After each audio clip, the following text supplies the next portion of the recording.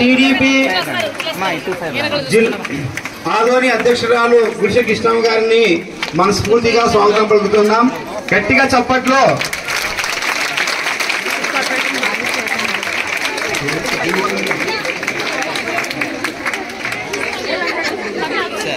Sir ఆప్ చేయండి, ఇది ఆప్ చేయండి నేను చెప్తాను.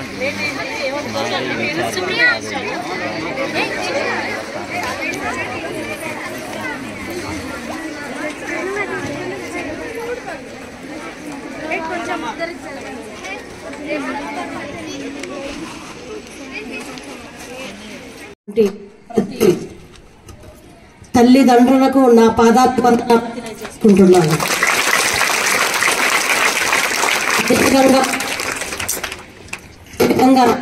ప్రిన్సిపల్ గారికి, ప్రతి సబ్జెక్ట్ లెక్చరర్ గారికి మరియు నా శుభాకాంక్షలు తెలియజేసుకుంటూ, ఈ జనసేన నాయకులు రేణువర్మ అన్న గారికి, అదేవిధంగా ఇక్కడ మిగతా వాళ్ళకందరికీ కూడా నా హృదయపూర్వక ధన్యవాదాలు. ఇందాక రేణువర్మ అన్న చాలా చక్కగా చెప్పారు. నిజంగా చాలా ఇన్స్పిరేషన్ అయినటువంటి వాళ్ళ గురించి చాలా చక్కగా చెప్పారు. నేను ముఖ్యంగా ఇక్కడికి రావడం చాలా ఆనందదాయకం. ఎందుకంటే మొన్న సార్ వాళ్ళు వచ్చి పిలిచిన వెంటనే అంగీకరించడం వెనుక ముఖ్య ఉద్దేశం ఏమంటే, నేను చదివింది ఈ కాలేజీలోని. నేను మాది వచ్చేసి కోసిగి, అక్కడ 10th వరకు చదువుకున్నాను. తర్వాత మా వెళ్ళాలి అని చెప్పి జమ్మన్న సార్ అంటే చాలా మందికి భయంతో కూడిన భక్తి ఉంటుంది. బట్ దురదృష్టవశాత్తు ఆయన ఇప్పుడు లేరు. ఆయన్ని వెళ్ళి మా నాన్నగారు అడిగితే కోసిగిలో ఎక్కడ వదలొద్దు, ఒక గర్ల్స్ కాలేజీలోనే వదిలని చెప్పడం వల్ల కేవలం అక్కడ 10th ఎంతమంది చదివి ఏ కాలేజీలో వెళ్ళినా నేను మాత్రమే మా నాన్నగారు తీసుకొచ్చి ఇక్కడ గర్ల్స్ కాలేజీలోకి వదిలారు. అప్పుడు నేను చాలా బాధపడ్డా. అందరూ ఆర్ట్స్ కాలేజీలో చదువుతుంటే నేను ఒకటి ఏంటి గర్ల్స్ కాలేజీలో చదవడం అని. కానీ నిజంగా ఆ రోజు జమ్మన్న సార్ నిర్ణయం కానీ మా నాన్నగారి నిర్ణయం కానీ కరెక్ట్ అని తెలియడానికి దాదాపు 1 year పట్టింది.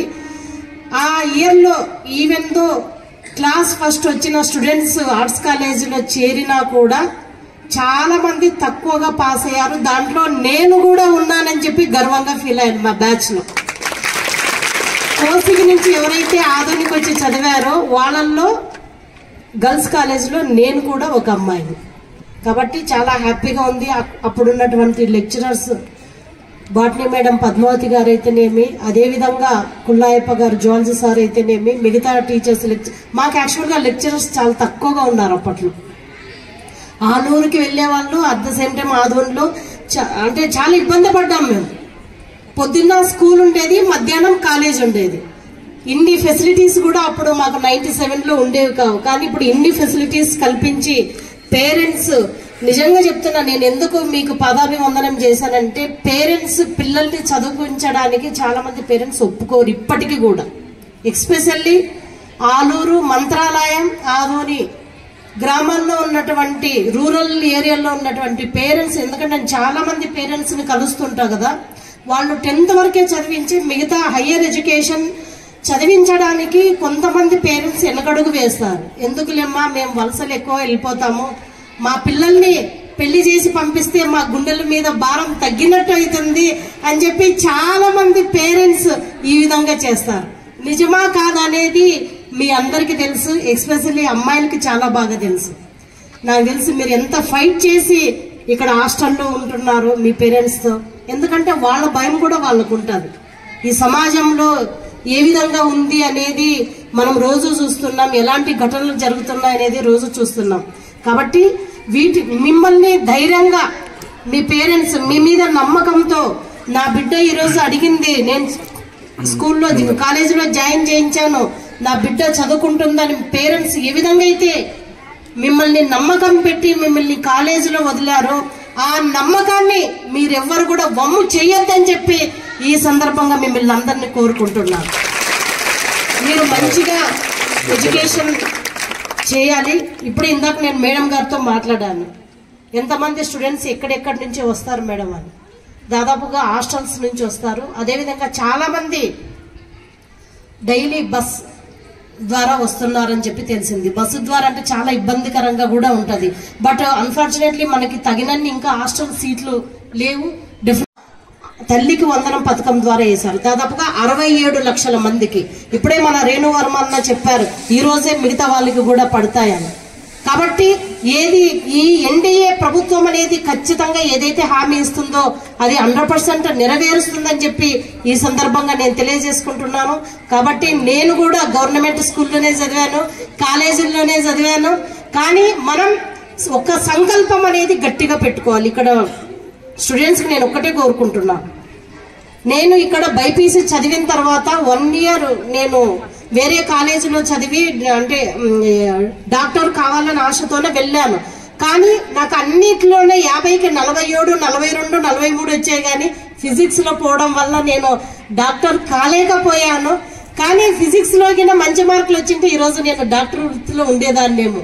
బట్ అదృష్టమో దురదృష్టమో రాజకీయాల్లోకి రావడం, నిరంతరం రాజకీయంలోనే ఉండి ప్రతి ఒక్కరికి సేవ చేయడం అనేది అదొక అదృష్టంగా భావిస్తాను. డాక్టర్ కాకపోయినా కనీసం సమాజ సేవకి నా జీవితాన్ని అంకితం చేయడం ఆనందంగా ఉంది.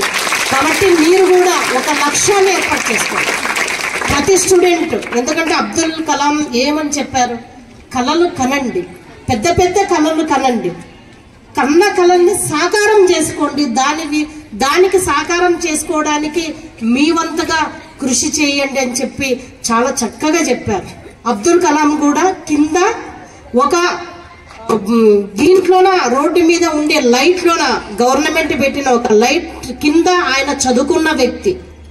ఆయన చాలా పేద ఫ్యామిలీ నుంచి వచ్చిన వ్యక్తి ఈరోజు సైంటిస్ట్గా ఎదిగారు. అదేవిధంగా మాజీ రాష్ట్రపతిగా ఎదిగారు. అంటే ఆయన సంకల్పం ఏ విధంగా ఉందో మనమందరం అట్లాంటి వాళ్ళ జీవితాల్ని ఆదర్శంగా తీసుకోవాలి. ప్రతి ఒక్క స్టూడెంట్ ఒక బుక్, మంచి బుక్ని, మీకు మేబీ ఫోన్లు ఇచ్చింటారు. ఎందుకంటే మా అమ్మాయి హాస్టల్లో ఉంటుంది, రోజు వెళ్తుంది, అమ్మాయి సేఫ్టీ ముఖ్యమని చెప్పి మీకు సెల్ ఫోన్ ఇచ్చింటారు మీ పేరెంట్స్. ఒకవేళ ఇచ్చుంటే మీరు ఇట్లాంటి చెడు వాట్లకి అలవాటు కాకుండా ఒక మంచి బుక్ని మీరు నేస్తంగా భావించి ప్రతిరోజు 1 పేజీ 2 పేజీలో బుక్ను చదివితే మీకు ఎంతో జ్ఞానం అందుతుంది. ఒక కొటేషన్ చూశాను నేను, బుక్కు చదవడానికి తల వంచు, ఆ బుక్కే నీవు చదివిన జ్ఞానమే నిన్ను తల ఎత్తుకునేలా జీవిస్తుంది అని చెప్పి. కాబట్టి మనం నిరంతరంగా విద్యార్థులు, ఈ విద్యార్థి దశ అనేది చాలా కీలకం. ఇప్పుడు చూడండి, నేను ఎంత చదువుకోవాలన్నా నాకు చదువు రాదు. ఎందుకు అంటే ఆ టైం అయిపోయింది. విద్యార్థి దశ అనేది చాలా కీలకం. ఇప్పుడు టీచర్స్, మీకు లెక్చరర్స్ ఎన్నో పాఠాలు చెప్తారు, అవన్నీ ఆ రోజు చక్కగా చదువుకొని ఎగ్జామ్స్లో మంచి మార్క్స్ పాస్ అయితే. ఇప్పుడు చూడ అమ్మాయి ఇంతమంది ముందులో అమ్మాయిని ఎంత గర్వంగా వాళ్ళ పేరెంట్స్ ఎంత గర్వంగా ఫీల్ అవుతారు. కాబట్టి దయచేసి నేను స్టూడెంట్స్కి, విద్యార్థినులకు ఒకటే కోరుకుంటున్నాను, అమ్మ ఇది మంచి లైఫ్, మీకు మంచి అవకాశం. తప్పకుండా మీ ఏదైతే అనుకుంటారో, మీకు ఏం కావాలని అనుకుంటారో వాటిని ఎంచుకొని వాటిపైన సంకల్పం. అర్జునుడు మీకు తెలుసు కదా, అర్జునుడు ఒకే ఒక గురిని చూసి టక్కను కొట్టాడు, అంటే అంత సాధన చేస్తాడు. ఆ సాధన మీరు చేయాలి. తల్లిదండ్రులకు, గురువులకు మంచి పేరు, ప్రఖ్యాతులు తేవాలని చెప్పి నేను మనస్ఫూర్తిగా కోరుకుంటున్నాను. కష్టపడి ఇక్కడికి పంపించారో దాన్ని ప్రతి ఒక్క స్టూడెంట్స్ కూడా ఈరోజు కష్టపడి చదివి వాళ్ళకి ఒక గిఫ్ట్గా ఇవ్వాలి మన తల్లిదండ్రులకి. ఇక్కడ ఉండే వాళ్ళు ఆల్మోస్ట్ రూరల్ ఏరియాల నుంచే ఉన్నారు. వాళ్ళకందరికీ తెలియజేసుకుంటున్నాను, నిజంగా ధన్యవాదాలు ప్రతి పేరెంట్స్కి. మీరు మీ బిడ్డ మీద ఎంత నమ్మకం పెట్టారో 100% ఆ నమ్మకాన్ని పిల్లలు నిజం చేస్తారని చెప్పి తెలియజేసుకుంటున్నాను. ఈరోజు ఎన్డీఏ కూటమి నిజంగా మెగా పేరెంట్స్ టీచర్ మీటింగ్ నిన్న ఇయర్ నుంచి, అంటే 2024 నుంచి ఈ కార్యక్రమాన్ని చేపట్టడం చాలా మంచి శుభసూచకం. ప్రైవేట్ కాలేజీల్లో అయితేనేమి, ప్రైవేట్ స్కూల్లో అయితేనేమి మామూలుగా 3 months ఒకసారి పీటీఎం అనేది ఉంటుంది, 3 నెలలకు ఒకసారి. కానీ గవర్నమెంట్ స్కూల్లో ఎప్పుడు లేని విధంగా నారా లోకేష్ గారు, అదేవిధంగా పవన్ కళ్యాణ్ గారు, చంద్రబాబు నాయుడు, ముఖ్యమంత్రి చంద్రబాబు నాయుడు గారు ముగ్గురు కలిసి కూడా మనం కూడా ఈ స్కూల్స్ అయితేనేమి, కాలేజెస్ అయితేనేమి ప్రైవేట్ స్కూల్కి ధీటుగా మన గవర్నమెంట్ ని తీర్చిదిద్దాలని ఏకైక సంకల్పంతో ఈరోజు వాళ్ళు తీర్చిదిద్దరు. మన ఎదుగుదలని కాంక్షించే వాళ్ళు ఒకరు తల్లిదండ్రులు, రెండో వాళ్ళు మన గురువులు. కాబట్టి వీళ్ళు ముగ్గురు చెప్పిన దాన్ని తూచా తప్పకుండా మనం పాటిస్తే విజయం ఎక్కడికి పోదు. అకంఠిత దీక్షతో చదివి మంచి భవిష్యత్తులో మంచిగా రాణించాలని కోరుకుంటూ నాకు ఈ అవకాశం ఇచ్చిన వీళ్ళ టీచర్స్కి, లెక్చరర్స్కి అందరికీ నా హృదయపూర్వక ధన్యవాదాలు. జై హింద్.